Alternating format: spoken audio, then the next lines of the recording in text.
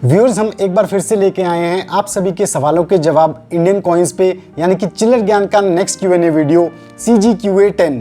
लेकिन यहाँ पे मैं आप सभी को बताना चाहता हूँ कि इस बार भी काफ़ी ज़्यादा क्वेश्चंस आए, तो इस बार भी हमने उन्हें दो पार्ट्स में डिवाइड किया है, यानी कि CGQA 10 और CGQA 11। तो हाफ ऑफ द क्वेश्चंस को मैं इस Q&A वीडियो में कवर करने की कोशिश करूंगा और बाकी पेंडिंग क्वेश्चंस को CGQA 11 में।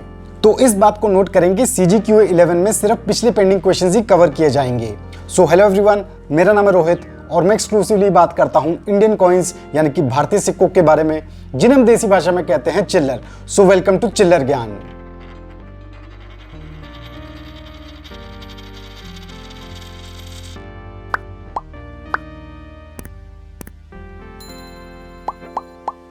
तो व्यूअर्स, मैं आपको एक बार फिर से रिमाइंड कराना चाहूंगा कि अगर आपने चिल्लर ज्ञान के नए चैनल हेड्स एंड टेल्स को अभी तक चेक और सब्सक्राइब नहीं किया है, तो आप ऊपर आई बटन पे क्लिक करके इसे चेक कर सकते हैं और पार्टिसिपेट कर सकते हैं एक इंटरेस्टिंग गिव अवे कॉन्टेस्ट में, जिसमें पार्टिसिपेट करने से आप जीत सकते हैं एक UNC सेट कॉइन। चिल्लर ज्ञान के जो नए व्यूअर्स हैं, जो Q&A वीडियोस में अपनी क्वेरीज को पोस्ट करना चाहते हैं लेकिन उनको CGQA रूल्स का बिल्कुल भी आइडिया नहीं है, तो उनके लिए इन रूल्स का हल्का सा रिकैप।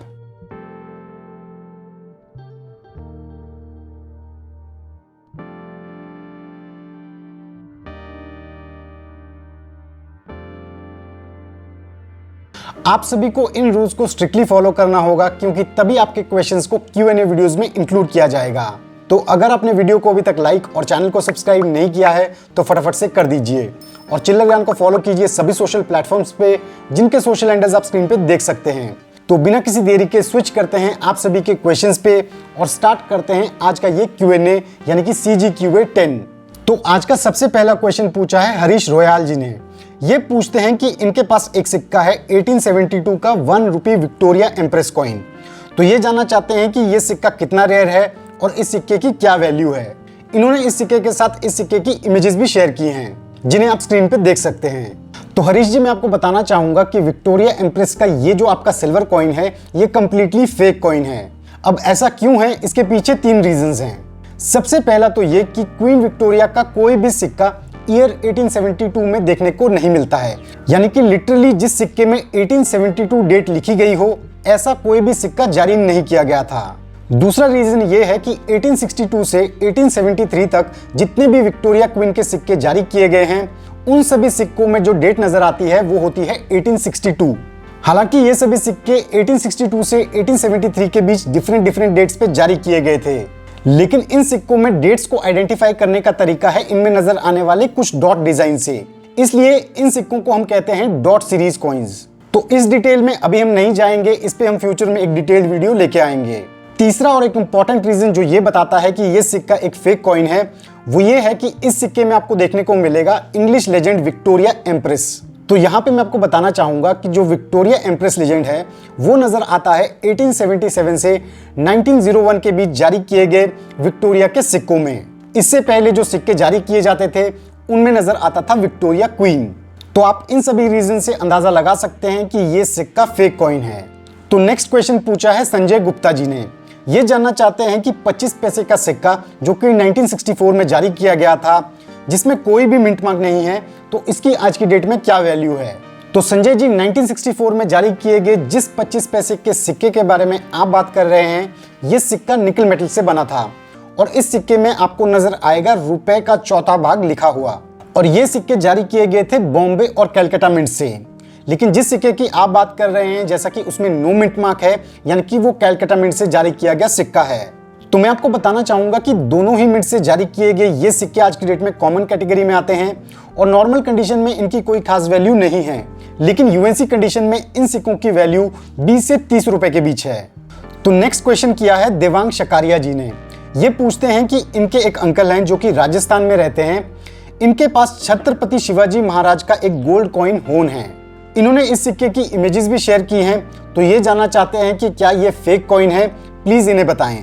तो देवांग, सबसे पहले तो मैं आपको एक बात क्लियर करना चाहूंगा कि मान लीजिए कोई सिक्का ओरिजिनल कॉइन नहीं है और कोई उसे अगर ओरिजिनल कॉइन बोल के बेच रहा है, तो उसे हम कहेंगे कि वो फेक कॉइन बेच रहा है, क्योंकि वो उसकी ओरिजिनल आइडेंटिटी छुपा रहा है और उसे ओरिजिनल बता के बेच रहा है। लेकिन कई बार क्या होता है कि गिफ्टिंग पर्पस या सोवेनियर के लिए भारत के कुछ बहुत ही दुर्लभ सिक्कों के रेप्लिका कॉइन्स बनाए जाते हैं, उन्हें हम कहते हैं कॉपी कॉइन्स, जो कि ओरिजिनल कॉइन्स के एग्जैक्ट कॉपी होते हैं।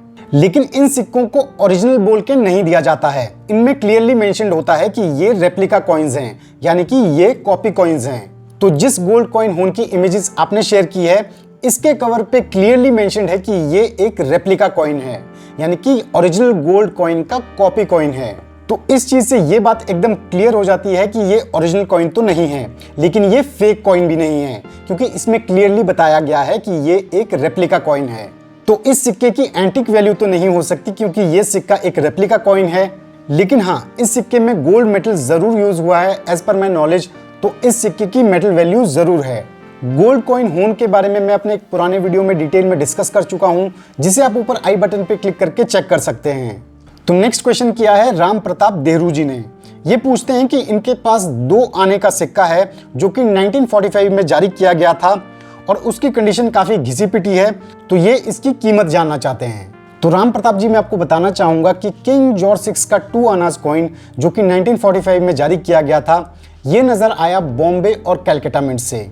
दोनों ही मिंट से जारी किया गया ये सिक्का आज की डेट में स्केर्स कैटेगरी में आता है। तो फाइन कंडीशन की अगर हम बात करें तो इस सिक्के का आज की डेट में एस्टिमेटेड कॉस्ट प्राइस है 80 से 100 रुपए के बीच। लेकिन जिस कंडीशन में आपका सिक्का है वो बहुत ही पुअर कंडीशन में है, तो इसकी कोई खास वैल्यू नहीं है। तो नेक्स्ट क्वेश्चन किया है दीपक चंद्रा जी ने, जो कि उत्तराखंड से हैं। ये जानना चाहते हैं कि 5 रुपए के डेफिनेटिव कॉइन्स जो 1992 से 2004 के बीच जारी किए गए, क्या उनमें नजर आने वाले रीडेड एज के सभी सिक्के स्केर्स कैटेगरी में आते हैं या सिर्फ 2001 के सिक्के ऐसे हैं। 2001 स्पेसिफिकली इन्होंने इसलिए मेंशन की है क्योंकि लास्ट Q&A वीडियो में हमने इस डेट से रिलेटेड एक सिक्के के बारे में बात की थी। तो दीपक जी, मैं आपको बताना चाहूंगा कि 1992 से 2004 के बीच जो 5 रुपए के कॉपर निकल के डेफिनेटिव कॉइन्स जारी किए गए थे, उनमें मेजॉरिटी में आपको सिक्योरिटी एज कॉइन्स ही देखने को मिलते हैं, यानी कि वो कॉइन्स काफी ज्यादा मात्रा में आपको नॉर्मल रोटेशन में देखने को मिलेंगे। इसलिए मेजरली वो कॉइन्स कॉमन कैटेगरी में आते हैं, कुछ रेयर डेट्स को छोड़ के। लेकिन इन सभी सिक्कों में रीडेड एज भी देखने को मिलता है, लेकिन वो सिक्योरिटी एज के कंपैरेटिवली कम नजर आता है। इसलिए जो भी रीडेड एज के सिक्के हैं जो इस दौरान जारी किए गए थे, वो सिक्योरिटी एज के कंपैरेटिवली थोड़े से ज्यादा स्केर्स हो जाते हैं, इसलिए उनकी वैल्यू भी थोड़ी सी ज्यादा बढ़ जाती है। नेक्स्ट क्वेश्चन किया है देवेंद्र शाह जी ने। ये बताते हैं कि इनके पास 1943 में बॉम्बे मिंट से जारी किया गया 2 आना लाखी एरर कॉइन है, तो ये इसकी वैल्यू जानना चाहते हैं। तो जिन व्यूअर्स को लाखी एरर का आइडिया नहीं है, तो उन्हें मैं बताना चाहूंगा कि जो लाखी एरर है वो एक इंडियन स्लैंग है एक टाइप के मिंट एरर के लिए। इंग्लिश में इसे कहा जाता है ब्रोकेज एरर। इस टाइप का जो एरर होता है, इसके एक साइड में तो आपको करेक्ट डिजाइन प्रिंटेड देखने को मिलता है, लेकिन जो इसकी ऑपोजिट साइड होती है उसमें उसी डिजाइन की मिरर इमेज आपको देखने को मिलती है, तो इसे हम कहते हैं ब्रोकेज एरर। तो देवेंद्र जी जिस सिक्के के बारे में बात कर रहे हैं, यानी कि 2 आना कॉइन जो कि 1943 में बॉम्बे मिंट से जारी किया गया था, तो इसमें यही ब्रोकेज एरर है, जैसा कि आप सभी स्क्रीन पे देख सकते हैं। तो देवेंद्र जी, एज पर माई नॉलेज ये जो लाखी एरर का आपका 2 आना कॉइन है जो कि 1943 में जारी किया गया था, ये सिक्का काफी कम देखने को मिलता है। इसकी एग्जैक्ट वैल्यूएशन तो मैं आपको आज की डेट में नहीं बता पाऊंगा, लेकिन ये सिक्का आज की डेट में रेयर कैटेगरी में आता है। मेरी सजेशन रहेगी कि जो एरर कॉइन्स का कलेक्शन करते हैं वो इसका करेक्ट वैल्यूएशन शायद आपको बता पाएं। नेक्स्ट क्वेश्चन किया है जॉयगुन बीबी जी ने। ये पूछते हैं कि इनके पास 1892 विक्टोरिया का आधा पैसे का सिक्का है, तो इसकी ये वैल्यू जानना चाहते हैं। तो जॉयगुन जी, मैं आपको बताना चाहूंगा कि 1892 में विक्टोरिया एम्प्रेस का जो ये हाफ प्राइस कॉइन है, ये जारी किया गया था सिर्फ कैलकाटा मिंट से, और ये नजर आता है कॉपर मेटल कॉम्पोजिशन में। ये सिक्का आज की डेट में कॉमन कैटेगरी में आता है, लेकिन इसके एस्टिमेटेड कॉस्ट प्राइस की अगर हम बात करें तो वो है लगभग 100 से 500 रुपए के बीच, from fine to extra fine condition.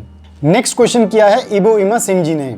ये पूछते हैं कि अकॉर्डिंग टू बुक्स जो बीजू पटनायक का 5 रुपए का कमेमोरेटिव कॉइन है, वो सिर्फ कैलकाटा मिंट से जारी किया गया है, लेकिन ये कह रहे हैं कि इनके पास हैदराबाद मिंट से भी जारी किया गया सिक्का है। इन्होंने इसकी इमेजेस शेयर की हैं, तो ये जानना चाहते हैं कि क्या ये सिक्का फेक कॉइन है या ये रियल कॉइन है।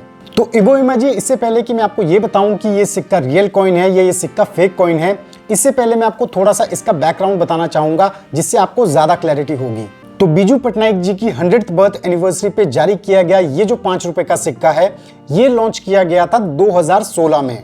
और अगर आप इन सिक्कों के प्रूफ सेट्स और यूएनसी सेट्स का बुकिंग पीरियड देखेंगे तो वो शुरू हुआ साल 2018 में, और इनका डिस्पैच शुरू हुआ 2018 एंड और 2019 में।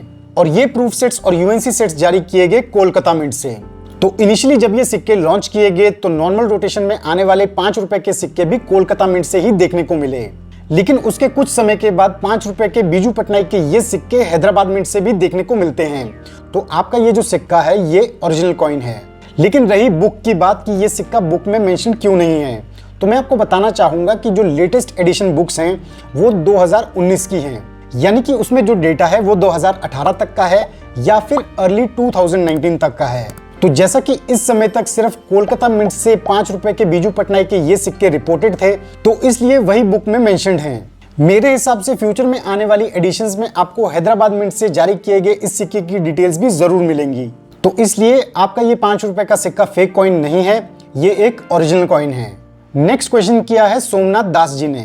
ये पूछते हैं कि इनके पास किंग जॉर्ज 6 का 2 आना कॉइन है जो कि 1944 में कैलकाटा मिंट से जारी किया गया था, तो ये इसकी वैल्यू जानना चाहते हैं। तो सोमनाथ जी मैं आपको बताना चाहूंगा कि 1944 में जारी किया गया किंग जॉर्ज 6 का ये 2 आना कॉइन जो है, जो कि निकल ब्रास मेटल कॉम्पोजिशन में नजर आया था, ये जारी किया गया था बॉम्बे, कैलकाटा और लाहौर मिंट से। बॉम्बे मिंट के सिक्के कॉमन कैटेगरी में आते हैं, लाहौर मिंट के स्केर्स कैटेगरी में। लेकिन जिस कैलकाटा मिंट के सिक्के के बारे में आप बात कर रहे हैं वो किंग जॉर्ज 6 के सभी 2 आना कॉइन्स में से सबसे रेयर कॉइन माना जाता है। इस सिक्के की नॉर्मल कंडीशन में ही यानी कि फाइन कंडीशन में ही वैल्यू है लगभग 1000 से 1500 रुपए के बीच, और यूएनसी कंडीशन में इस सिक्के की वैल्यू काफी ज्यादा हाई जा सकती है। नेक्स्ट क्वेश्चन किया है जोयान डिसूजा ने। ये पूछते हैं कि श्रीमद रामचंद्र जी के जो 10 रुपए के सिक्के हैं, क्या ये जनरल सर्कुलेशन के लिए जारी किए गए थे या फिर ये सिक्के अभी तक सिर्फ प्रूफ सेट्स और यूएनसी सेट्स में ही देखने को मिलते हैं? कृपया इनके बारे में जानकारी दें। तो जोयान आपको भी मैं बताना चाहूंगा कि श्रीमद रामचंद्र जी के ये जो कमेमोरेटिव कॉइन्स हैं ये लॉन्च किए गए थे ईयर 2017 में। इनका जो बुकिंग टाइम था वो शुरू हुआ ईयर 2018 में और फाइनली ये डिस्पैच होने शुरू हुए 2018 और 2019 में।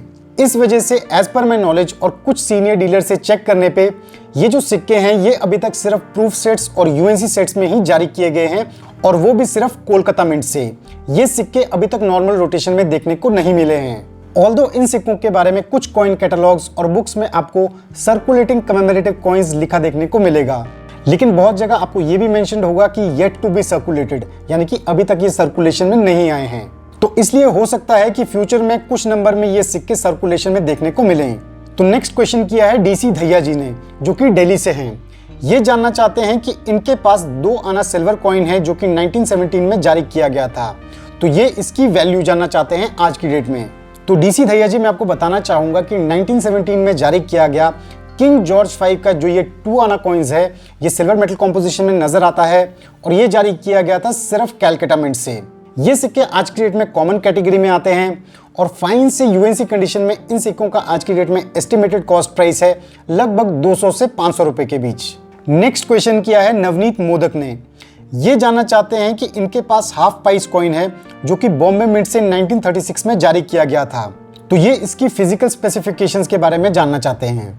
ऐसा ही एक क्वेश्चन पूछा है प्रियंकर गोस्वामी ने, जो भी इसी हाफ पाइस कॉइन्स के बारे में जानना चाहते हैं। तो नवनीत और प्रियंकर मैं आपको बताना चाहूंगा कि 1936 में किंग जॉर्ज 5 का जो ये हाफ पाइस कॉइन है ये बना था ब्रॉन्ज मेटल का, और ये सिक्के जारी किए गए थे सिर्फ कैलकाटा मिंट से। एक खास बात 1936 के सिक्कों की ये है कि 1936 में जारी किए जाने वाले सभी डिनोमिनेशंस के जो सिक्के हैं वो किंग जॉर्ज 5 के आखिरी सिक्के हैं। इसके बाद जो सिक्के जारी किए गए थे उनमें नजर आते हैं किंग जॉर्ज 6। तो इस सिक्के के स्टैंडर्ड वेट की अगर हम बात करें तो वो है लगभग 2.43 ग्राम्स, और इस सिक्के का जो स्टैंडर्ड डायमीटर है वो है 21.1 mm से लेकर 21.3 mm।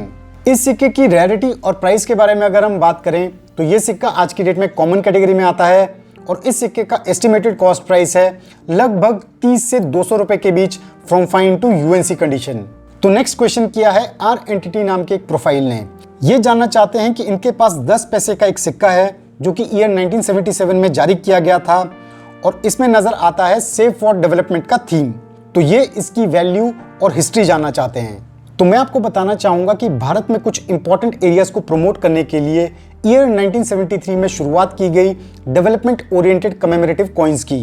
तो 1977 में जारी किए गए जिस 10 पैसे के सिक्के के बारे में आप बात कर रहे हैं ये उसी डेवलपमेंट ओरिएंटेड सीरीज में से एक कॉइन है, और इसका जो थीम है इसे हम कहते हैं सेव फॉर डेवलपमेंट, यानी कि विकास के लिए बचाइए। ये सिक्के जारी किए गए थे बॉम्बे और कैलकाटा मिंट से, और आज की डेट में ये सिक्के कंपैरेटिवली कम देखने को मिलते हैं, इसलिए ये स्केर्स कैटेगरी में आते हैं। इन सिक्कों की वैल्यू अच्छी कंडीशन में ही बेटर है। तो यूएनसी कंडीशन की अगर हम बात करें तो इस सिक्के की वैल्यू है लगभग 200 रुपए के करीब। एवरेज या फाइन कंडीशन में ये सिक्का 20 से 30 रुपए के बीच का है। तो नेक्स्ट क्वेश्चन किया है योगेंद्र कुमार जी ने। ये पूछते हैं कि इनके पास 1 क्वार्टर आना कॉइन है जो कि ईस्ट इंडिया कंपनी द्वारा जारी किया गया था ईयर 1835 में। तो ये इसकी डिटेल्स और वैल्यू जानना चाहते हैं। तो मैं आपको बताना चाहूंगा कि ईस्ट इंडिया कंपनी का जो ये 1 क्वार्टर आना कॉइन है ये 1835 में बॉम्बे कैलकाटा मिंट के साथ साथ मद्रास मिंट से भी जारी किया गया था, और सभी मिंट से जारी किए गए ये सिक्के आज की डेट में कॉमन कैटेगरी में आते हैं। तो अगर हम आपके इस सिक्के की कंडीशन देखें तो वो काफी ज्यादा लो है।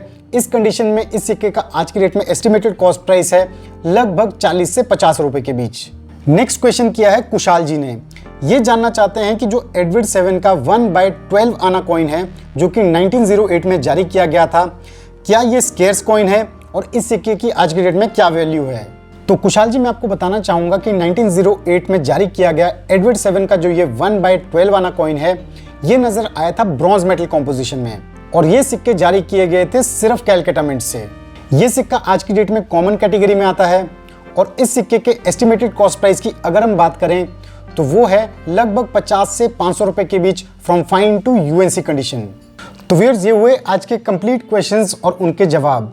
आई होप आप सभी को अपने क्वेश्चंस के सेटिस्फैक्टरी जवाब मिल गए होंगे, और बाकी सभी व्यूअर्स को भी इन क्वेश्चंस के जवाब से कुछ ना कुछ सीखने को जरूर मिला होगा।